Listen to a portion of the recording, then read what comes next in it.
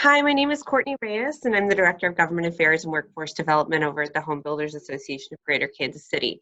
Here with me today, I have Tyler Worth, uh, the Chief Building Official with the City of Shawnee. Thank you so much for your time today. Yeah, thank you, Courtney, for having me. I'm glad to be here. Yeah, perfect. Well, we'll just go ahead and jump right in. Tyler, please tell us a little bit about yourself, your job duties, and your department. Yeah, so I actually grew up here in Shawnee, and I currently still live in Shawnee, and I've lived in Shawnee most of my life. And I went to Kansas State University and got my construction science and management degree. I'm 34 years old. I'm married with 3 kids. And so I started with the city of Shawnee about 9 years ago and was hired as a building inspector. And I loved being a building inspector, but then, time came or the opportunity opened for promotion. And I moved to being a plans examiner, which is kind of more in the office. And then about 3 years ago, the opportunity came about where I applied for and then was offered the position as the chief building official to kind of oversee our whole division. And, I never thought at that stage that I would be, the building official that quick and that early in my career, but because of retirements within our department and, the opportunities just kept presenting themselves to move up.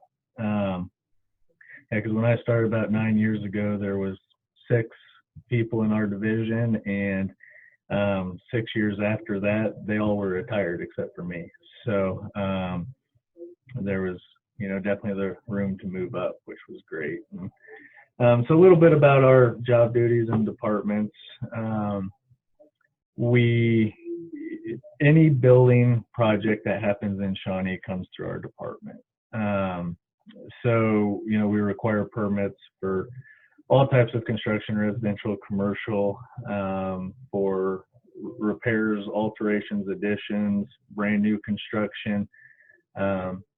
All those come through our department. For the initial steps is we review the plans, and we review them per the codes, and then we issue the building permits, and then from there we start the inspection process of ensuring that the projects meet the codes and the approved building plans from the design professionals as well. So our department kind of consists of myself as the chief building official, and then we have 2 plans examiners and 3 building inspectors. So tell us a little bit about one of your typical work days. So my typical work day, I'm mainly in the office for most of our days. I'm in meetings quite a bit because with my position, I'm a little bit more the bigger picture of our department and managing the department as a whole. So, I spend times, adopting new codes, looking at new codes, looking at our fee schedules, looking at different bigger picture items, how we can improve our department, kind of things like that. I do work with our plans examiners, our building inspectors. We'll lay out the plans, go over projects, stuff like that, especially when there's questions. I don't really get to get out in the field too much anymore. And if I do, it's typically because there's an issue on a project. So me not getting out in the field is always a good thing.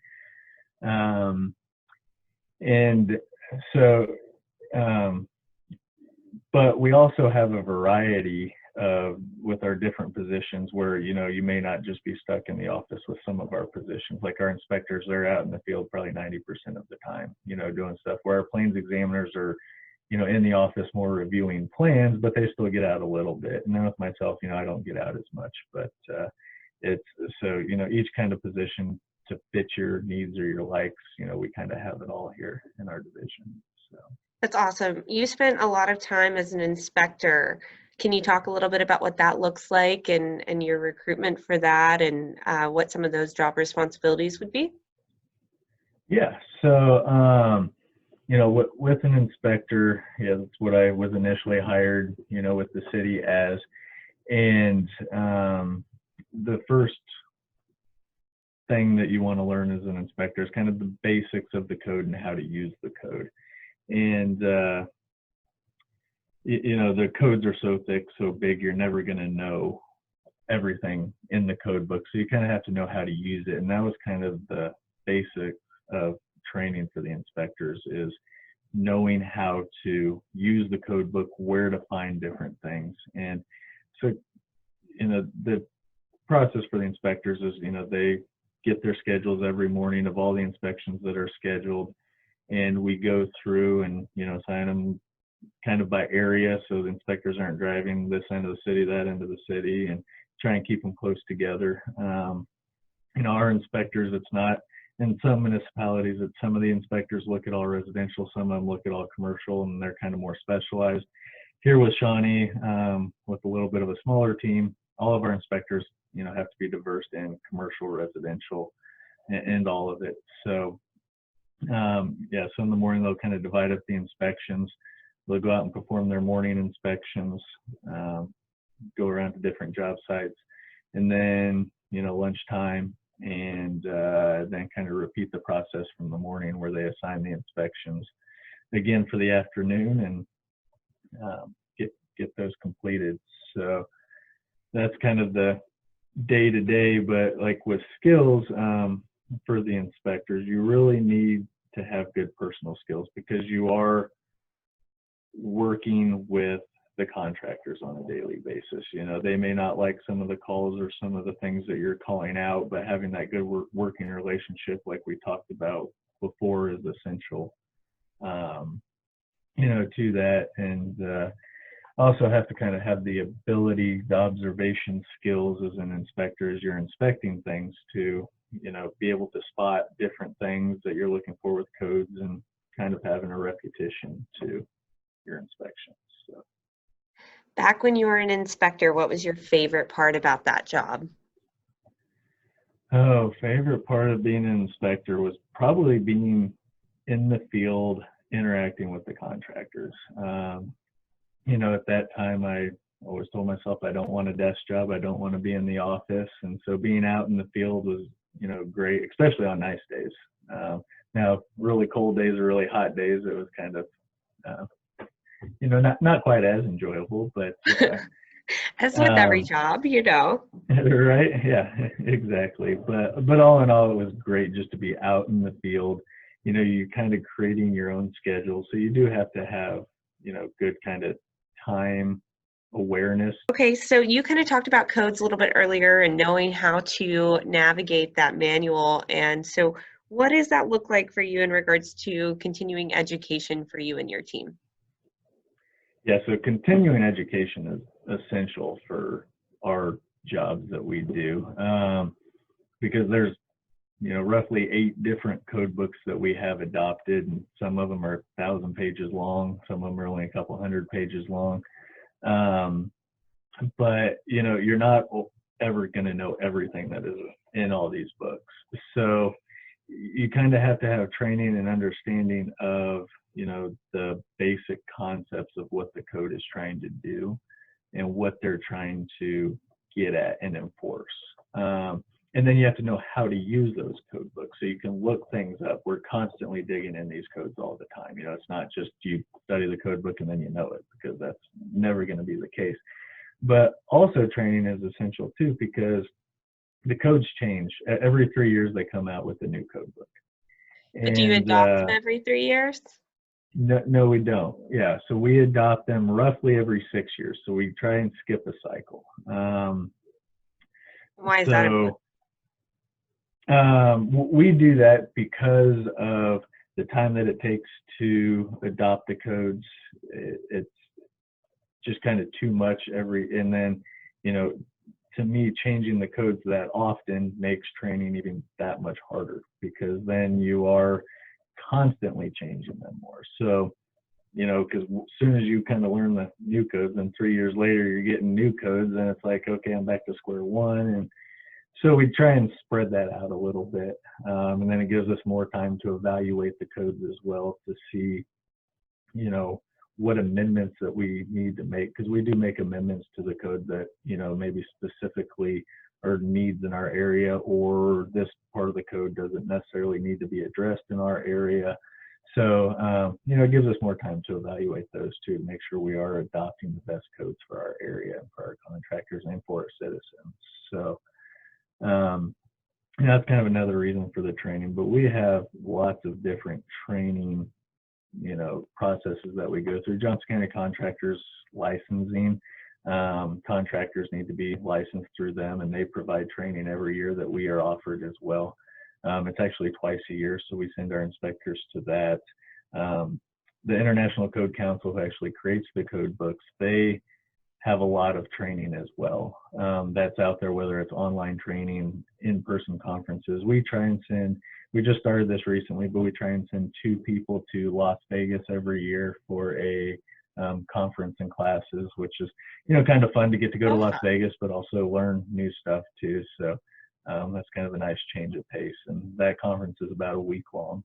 So, Absolutely. then even just through Johnson County building officials that we participate in, which is the KCHBA does too, just learning from other jurisdictions, having those resources out there, see what other jurisdictions are doing, we can kind of help each other out that way. And then we have kind of bi-weekly meetings with our staff as well, where if I get phone calls about these issues, or, I notice these issues are coming up for this code, and we'll discuss that stuff in these meetings just to kind of keep us current and make sure that we're all kind of on the same page too. Because I want our inspectors to kind of be looking for the same things, their process being the same, to keep it a little bit more consistent for the contractors as well.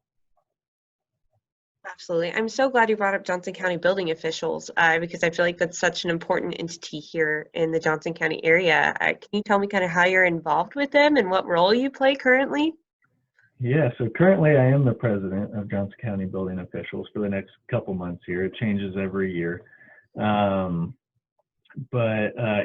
County building officials was created, I'm not even sure how long ago, but early or late 90s, I think, is when it was created by the building officials of each jurisdiction within Johnson County. They thought it would be good to get together and to discuss things with each other, kind of adopt the codes together to kind of try and form, as much as we can, uniformity throughout Johnson County. Because a lot of the contractors that build in Shawnee, they also build in Lenexa, Latha, Overland Park, and all the other jurisdictions within Johnson County as well. So by creation of this organization, we meet monthly.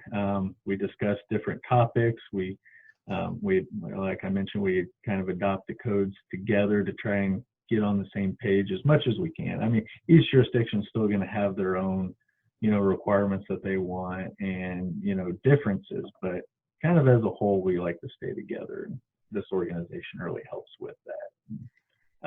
We encourage participation with like the KCHBA's members and different other professionals throughout there. There's builders and, kind of subcontractors that we can lean on for information too. And it's great. So. Okay, so tell us about what you find most challenging about your job as a building official. So as a building official, code interpretations are something that is put on the building official. The code says that the building official is responsible for code interpretation. So the code is not always straightforward and clear on this is the exact thing for this situation, which it can be, but with the construction processes are always changing, and different things in buildings or homes are wanting to change these, and so the code's not straightforward on this is the requirement. And so a lot of times it leaves room for interpretation of the code. So we have to kind of apply the code as best fit that kind of meets the intent of the code. And sometimes that can be challenging to, figure it out that is, best for the occupants of the structure and, best for the contractors and for us to make sure that we are still meeting the intent of the code, but also providing a good, product out there. So that can be a little challenging at times, but it's fun too, because you get to dig into the code and really get deep into the code and read a bunch of different sections. So you also learn a lot by doing that, but it can be challenging that, I'm the one that makes the decisions. I can bring in my inspectors, ask their opinions and stuff like that, and usually it's different. I mean, this inspector may have a different opinion than this one, and so, I kind of got to take everybody's opinion and, come up with a final determination. So. Okay, so what do you find the most enjoyable?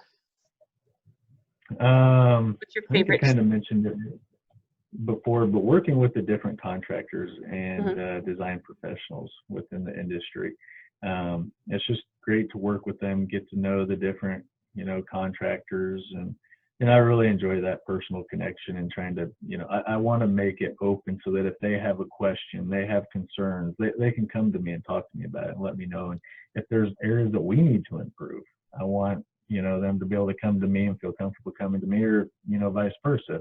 I'm seeing these issues out in the field, I can feel comfortable going to them and be like, hey, can we kind of, work on this, and, vice versa.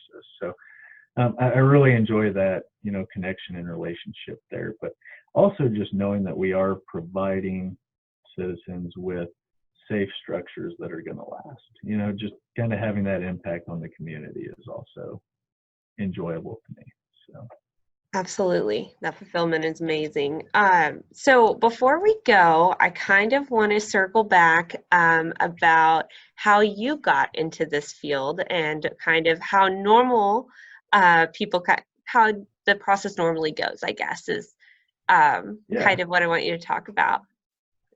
Yeah, for sure. So, I mean, it's kind of been a struggle within our industry to get newer, younger people engaged and interested in the building codes. And I mean, part of that, I think, is that it's not well published, well known out there as this is a career opportunity. Because when I was going to school at Kansas State University, I had no idea about this as even being a possible career path to be in the building codes. And going through the school, I thought, yeah, I'm going to be a project manager for a large construction company. And, in some of our classes, we had a code book that we sort of kind of used, but it was never promoted throughout the college, program. Like I said, it's construction science and management that I got my degree in, that this was even a possibility. And so right out of college, I went to work for a construction company. I was doing project management and estimating, and I graduated kind of right around the recession time, and around 2009, 2008 in there. And the company that I was working for started running into some money issues, and so I got laid off. And in the meantime, I was working for a residential foundation company, and we were putting in a foundation in Shawnee, and the inspector showed up to inspect our work. And he was talking about how he's getting ready to leave the city of Shawnee. He was moving on to a different position, and it just kind of dawned on me. I was like, hey, you know what? I might be able to do that.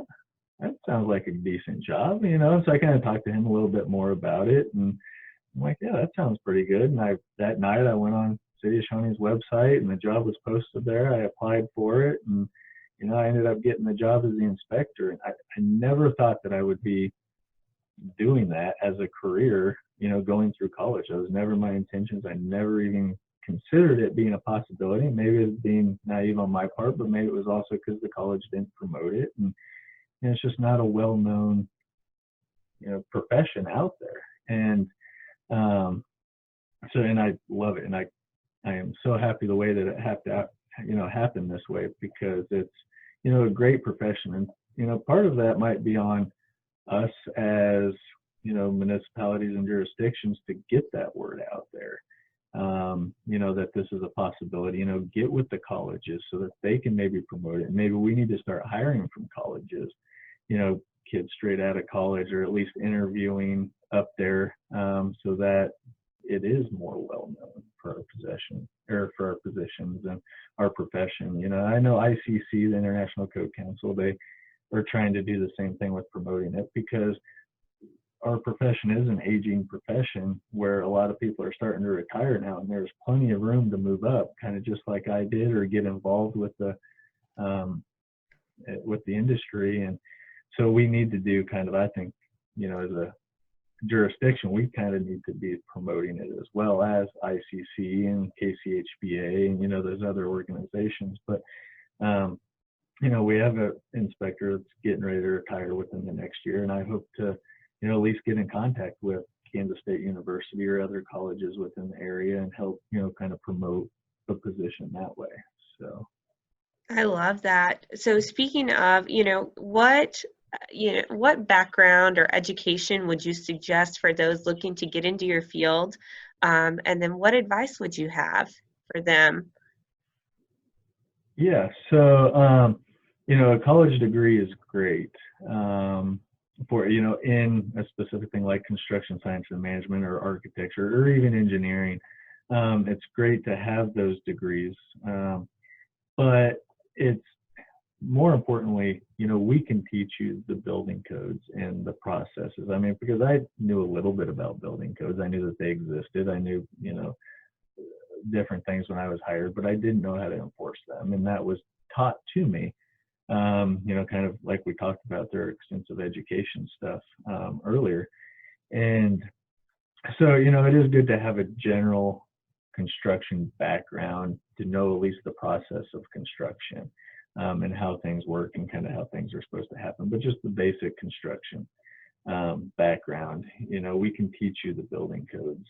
But ICC certifications as well can also be important, at least to move up and get promoted. The International Code Council, they have different certifications for residential, for commercial, for plumbing, electrical, mechanical, for building officials. There's many different certifications, and so getting those certifications that at least gives you the general understanding of that specific topic that the certification's in, but also helps you. It really helped me teach or learn how to use the code books. So that's kind of the basics. Wonderful. Okay, well, I think we're pretty cutting it close on time today. So I wanted to ask you, what are your final thoughts? What would you like to leave with us before we go today? Yeah, so I did want to say real quick too that I did mention, a 4-year or a college degree previously, and that is not required for the city of Shawnee to get hired on as a building inspector. We actually, as soon as I got this position as building official, we actually changed that because it used to be a requirement, but we changed that because there's other, like I mentioned, knowing the construction process, just knowing construction certifications. There's other ways to get the knowledge. But, kind of some final thoughts is, I just really want people to consider employment through a municipality and in the building code industry.